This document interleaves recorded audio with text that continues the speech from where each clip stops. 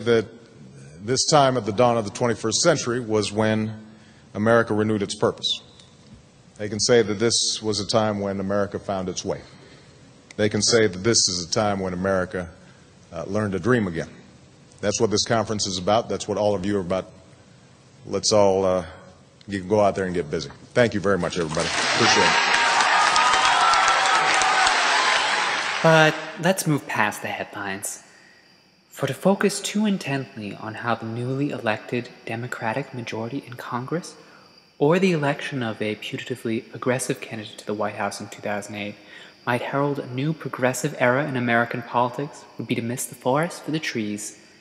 Given the hegemonic dominance of neoliberal ideology in both political parties, there is little reason to anticipate anything like a bold new vision capable of addressing such urgent issues as rising income inequality and environmental devastation.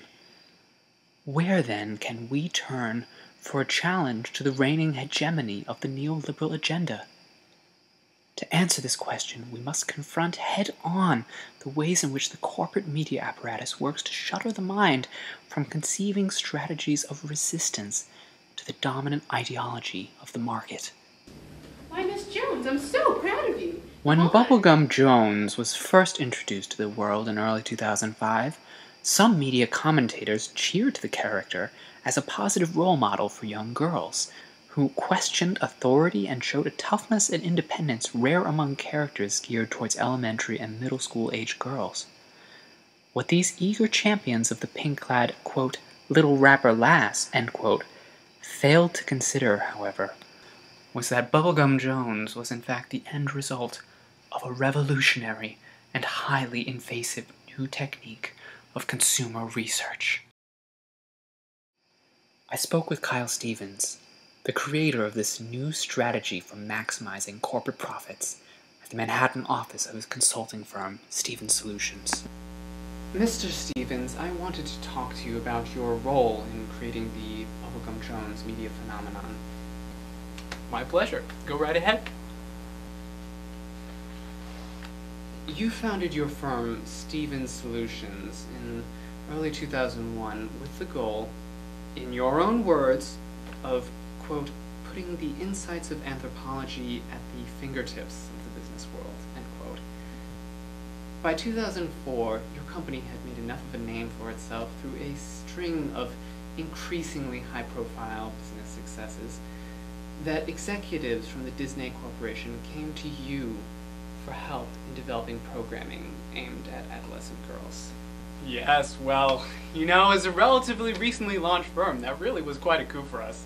Keeping with your slogan, you sent a team of videographers and researchers to conduct an ethnographic study of 5 12-year-old girls who you determined represented the statistical mean of the demographic targeted by the Disney corporate executives. You had the videographers film the girls at home, at school, even going out with their friends. Naturally, with the signed consent of every participant in the study and their family. And when it was over, this footage was then taken back to your team of analysts in headquarters, where it was parsed for insights into the psychology of what had been deemed by your team to be the average American girl on the cusp of young womanhood. Insights on which you would then base your vision for a multimedia marketing empire featuring the Disney Channel's hottest new star. And I just wanted to ask you, was there at any point a moment where you asked yourself, what have I wrought? Well, sure. We thought about that a lot, actually.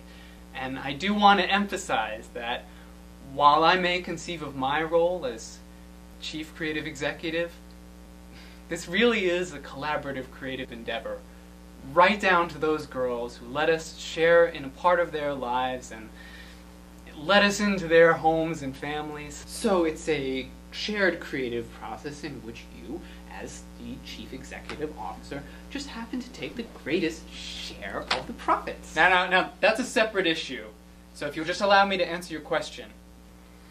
We see what we're doing as really looking carefully, really listening, so that our clients can offer goods and services with an understanding of what really matters to the customer. So, in other words, you're taking the raw emotional life of 12-year-old girls and you're selling it back to them as an advertisement for more advertisements. You're indoctrinating our children in a mentality that says questioning authority, resistance, that's buying more bubblegum. Now that's where I'm going to have to disagree with you. To that, I would present the counter-argument that no one can really tell how these things are going to play. Look, people are free to have things mean whatever they want to them, right? So ultimately, it's the consumer who makes the meaning for his or herself. We're just looking out there in the wild world of wonder, trying to grab a hold of something that captures the imagination. But as I spoke with Mr. Stevens, it became obvious he would accept none of his responsibility for closing the minds of tomorrow's youth to all but the logic of the market. That is why it is absolutely necessary that we create an alternative